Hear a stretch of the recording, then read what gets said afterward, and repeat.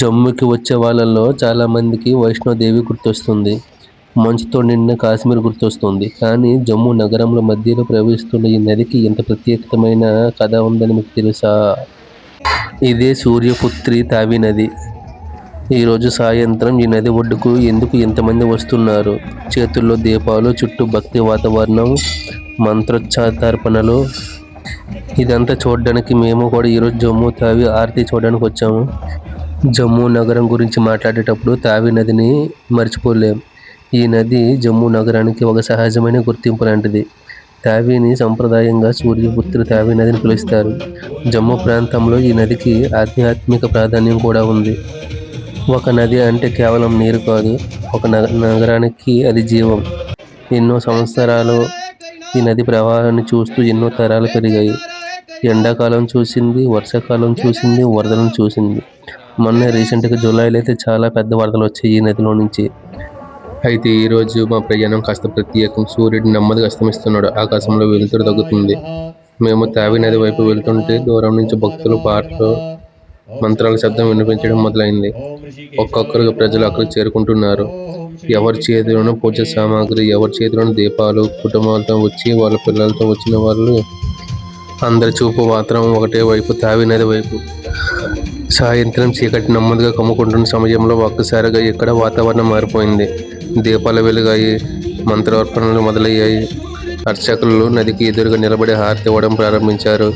ఆ సమయంలో తావి నది మీదుగా వచ్చే గాలి, దీపాల వెలుగు, నీటిపై ప్రతిబింబించి ఆ వెలుగు, ఇవన్నీ కలిసి చూస్తే నిజంగా ఒక ప్రత్యేకమైన అనుభూతి కలుగుతుంది.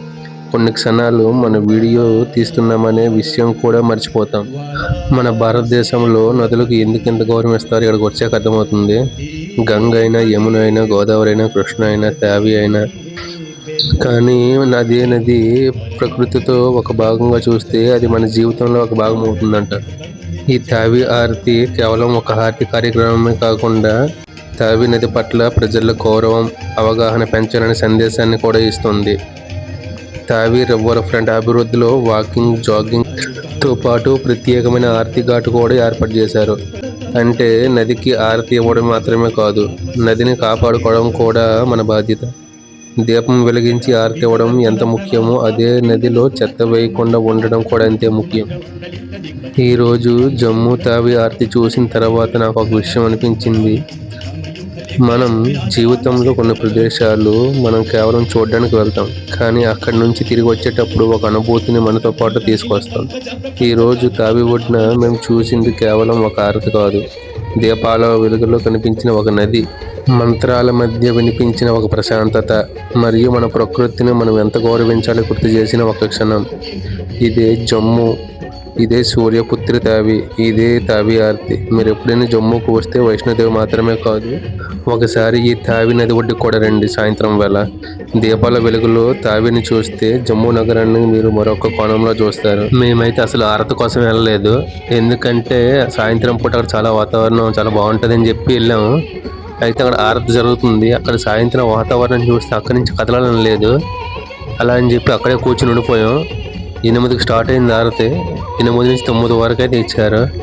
ఇక్కడ ఆరతిని చూస్తుంటే అక్కడి నుంచి కదలాలని అయితే లేదు, ఎందుకంటే అక్కడ వాతావరణం అలా అనిపించింది. పక్కన నది, చుట్టుపక్కల లైట్లు, రోడ్లు, అక్కడున్న ఆరతి, అందరూ భజనలు చేస్తూ చప్పట్లు కొడుతూ అక్కడి నుంచి అయితే అసలు కదలాలని అనిపించలేదు. నేను ఎంతవరకు ఎప్పుడు కాశీలో గంగా హారతి ఫోన్లో, యూట్యూబ్లో చూడడం తప్ప ఇంకెక్కడ లైవ్లో అయితే చూడలేదు. ఇప్పుడు మాత్రం తావి హారతి మాత్రం లైవ్లో చూశాను, చాలా బాగుంది, చాలా పద్ధతిగా చేశారు. ఇక్కడి నుంచి కదలాలనిపించిందని చెప్పాను కదా. ఈ వీడియో చూసిన వాళ్ళు ఎవరైనా జేఎండ్కే వస్తే జమ్మూ నది దగ్గరికి రావడం మాత్రం మర్చిపోవద్దు సాయంత్రం పూట, ఎందుకంటే చాలా బాగుంటుంది. ఈ వీడియో చూసిన వాళ్ళు లైక్, షేర్, సబ్స్క్రైబ్ చేయడం మర్చిపోవద్దు.